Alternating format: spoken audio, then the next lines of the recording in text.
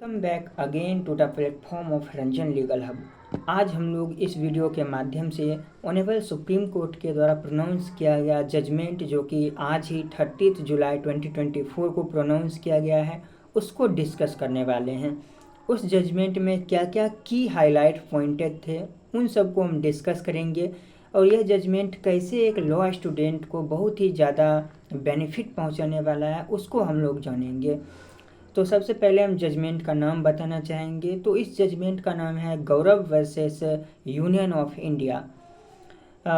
यह हम लोग देख रहे थे कि बहुत सारे हाई कोर्ट में, अलग अलग हाई कोर्ट में यह एक पेटिशन पेंडिंग में था कि इनरोलमेंट फीस जो कि बार काउंसिल ऑफ इंडिया का होता है, उसमें अलग अलग स्टेट अलग अलग फीस चार्ज कर रहे हैं। कोई स्टेट 42,000 चार्ज कर रहे हैं, कोई 50,000 कर रहे हैं, कोई 60,000 कर रहे हैं, कोई 10,000 कर रहे हैं। सभी अपने अपने अकॉर्डिंग फीस को चार्ज कर रहे हैं। तो उसी को लेकर के एक पेटिशन फाइल किया गया कि हमारा जो एडवोकेट एक्ट 1961 है, उसके थ्रू 1993 में जब ये किया गया कि एडवोकेट को इनरोलमेंट का फ़ीस क्या होगा, उसके स्टाम्प ड्यूटी का चार्ज क्या होगा, वो सब मिला करके टोटल इनरोलमेंट फ़ीस कितना लिया जाएगा एक न्यूली इनरोल्ड एडवोकेट से, उसको हम लोग जानते हैं कि उसमें दिया गया था कि section 24 sub section 1 clause F of the advocate act 1961 में यह दिया गया है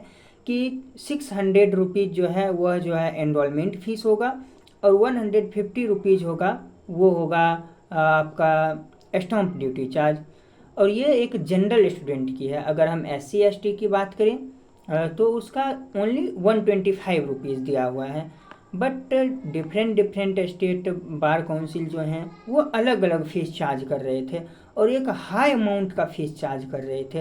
और this is a difficult task because एक जब एडवोकेट के रूप में कोई इनरोलमेंट करवाने जाता है तो उसके पास इतनी कैपेसिटी नहीं होती है कि वो इतना हैवी अमाउंट को पे कर सके, जिसके कारण वो इनरोलमेंट नहीं करवा पाता है, इस प्रोफेशन में आगे नहीं बढ़ पाता है। बहुत सारे लॉ स्टूडेंट ऐसे हैं जो कि सिर्फ इस इनरोलमेंट चार्ज की वजह से अपना लॉ ग्रेजुएशन कर लिए हैं, बट वो इनरोलमेंट नहीं करवा पाए हैं।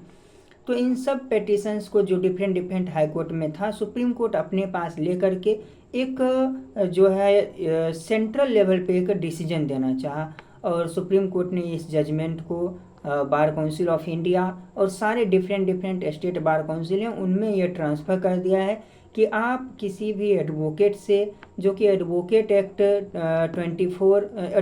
1961 के section 24 sub section 1 clause app में जो फीस निर्धारित है, उस फीस से ज़्यादा अमाउंट आप चार्ज नहीं कर सकते हैं।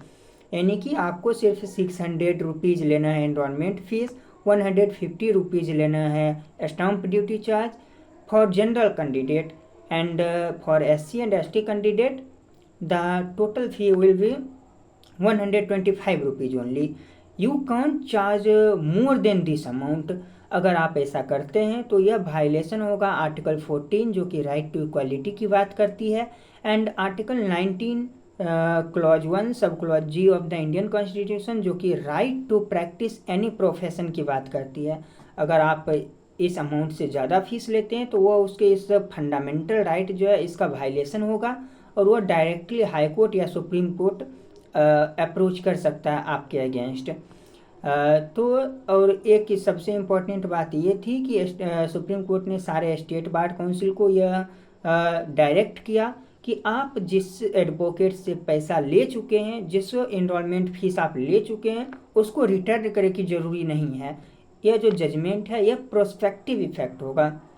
यह हम लोग पढ़ चुके हैं कि दो टाइप का इफेक्ट होता है, एक प्रोस्पेक्टिव एंड एक रेट्रोस्पेक्टिव। तो प्रोस्पेक्टिव का मतलब हुआ कि जिस दिन से यह जजमेंट आया है उसके बाद से अगर कोई करवा रहा है एनरोलमेंट तो ये उस पर लागू होगा, लेकिन अगर इससे पहले कोई करवा चुका है या अपना एप्लीकेशन भेज चुका है तो उस पर यह जजमेंट वैलिड नहीं होगा। तो यह जजमेंट ऑनरेबल सुप्रीम कोर्ट के द्वारा आज प्रोनाउंस किया गया, जो कि सारे लॉ स्टूडेंट के लिए बहुत ही बेनिफिट लेके आने वाला है, क्योंकि हम सब जानते हैं कि जब कोई स्टार्टिंग करना चाहता है, लॉ के प्रोफेशन में इंटर करना चाहता है, तो न तो सीनियर उनको पैसा देते हैं, न तो उनको उतना कोई नॉलेज होती है जिसके कारण वो अपना सेल्फ अर्निंग कर पाए। तो यह लॉ के फील्ड में अपना पैर रखने के लिए, अपना कदम आगे बढ़ाने के लिए बहुत ज़रूरी था कि एक नॉमिनल फीस लिया जाए, जिससे कि वो भी अपना लॉ के फील्ड में आगे बढ़ सके। So that's all about in my mind on today's topic. Thank you.